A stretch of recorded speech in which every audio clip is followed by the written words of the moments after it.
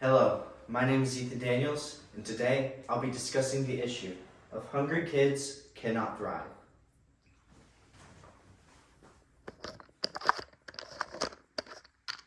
My audience members for today are Luke, Brendan, Kelly, Teresa, and Brady.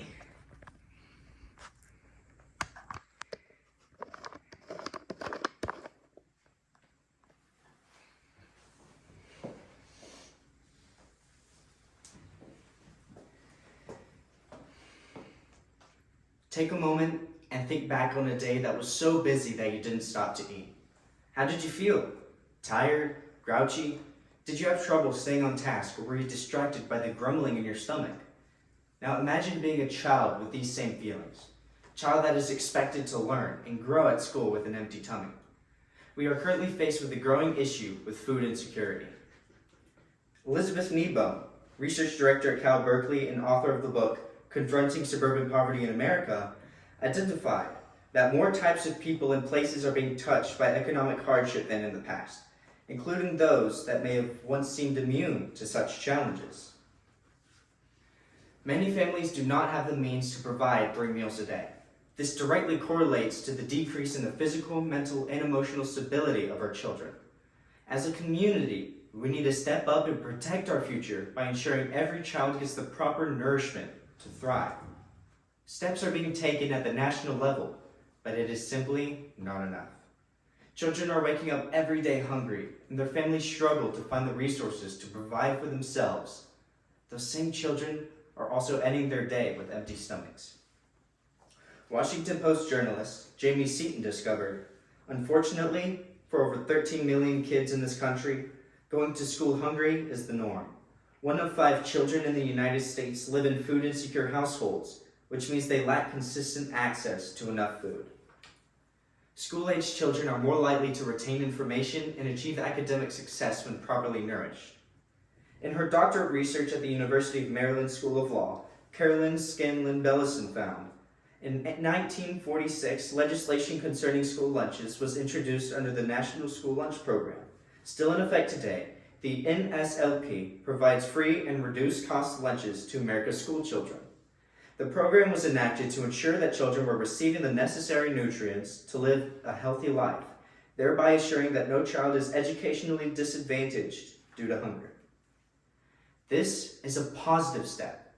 However, let's look at it a bit deeper. Maine Senate President Troy Jackson told Eric Russell, journalist for the Portland Press-Herald, families of public school students aren't asked to pay extra for transportation or for books or other materials, so why should they for food? The shortfall comes into play once they leave school every day. The 2 meals that they receive at school are their only meals that day. That means it may be more than 20 hours between eating, and that's on a school day. What happens on weekends and breaks? There's a solution to that. What if I told you, as a community, we could remedy this problem as a part of our weekly errands? The goal is to ensure that at-risk students receive the food they need. The best place to start would be your local community. You may already have a local food bank that accepts donations. If so, ask if they have a program in place for school kids on the weekends. This is where you come in. Claire Bloom, a mom from New Hampshire, has started the ball rolling. Claire discovered that students in her local school system were leaving on Friday and not eating again until Monday morning. She offered money and they said instead they needed a program to help long term. That day, End 68 Hours of Hunger was formed. Jamie Seaton, journalist with the Washington Post, explained, she enlisted volunteers, found a place to store and pack food, partnered with grocery stores, and figured out how to create 3 dinners, 2 lunches, and 2 breakfasts for under $10. The concept is remarkably simple. Volunteers pack knapsacks with meals for the weekend for 1 child, and the knapsacks are left outside the classroom. Students in the program pick them up on their way out the door and drop empty bags off on Monday mornings. School nurses identify children in need and contact parents privately. We are all busy and have struggles of our own. It can be done with a little extra effort. Now that you know what resources are already available in your area, you have a starting point. Pick up extra food items while doing your regular shopping each week.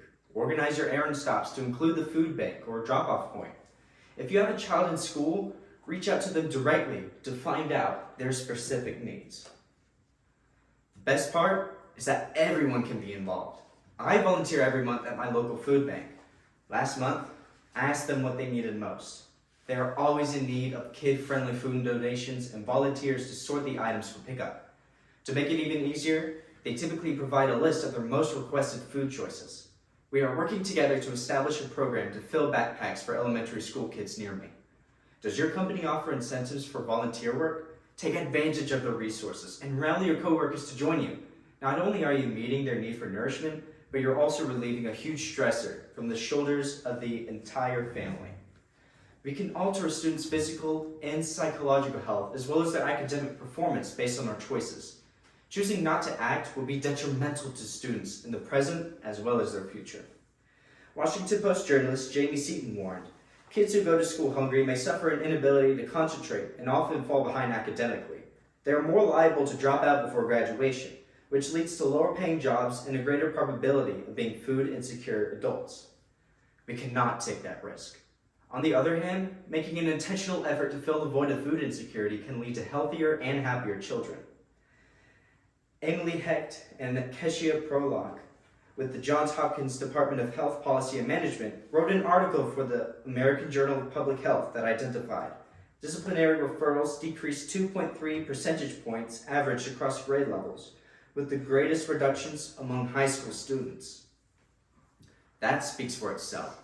Not only is it easier to concentrate when students are hungry, but it also allows them to make better choices.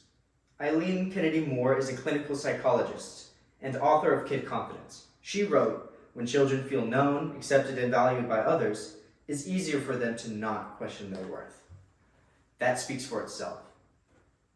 Let's not allow our precious children to determine their own worth by whether or not they get to eat.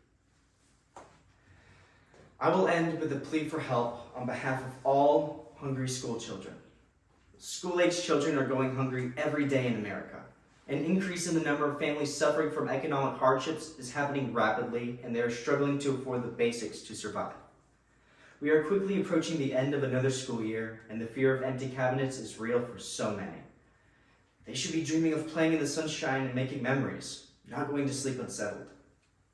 In the book Activism and Volunteering by author John Wood, he states, "Activism is an important way to give a voice to those who might be unable to speak for themselves." Today is the day to step up and use your voice. Thank you.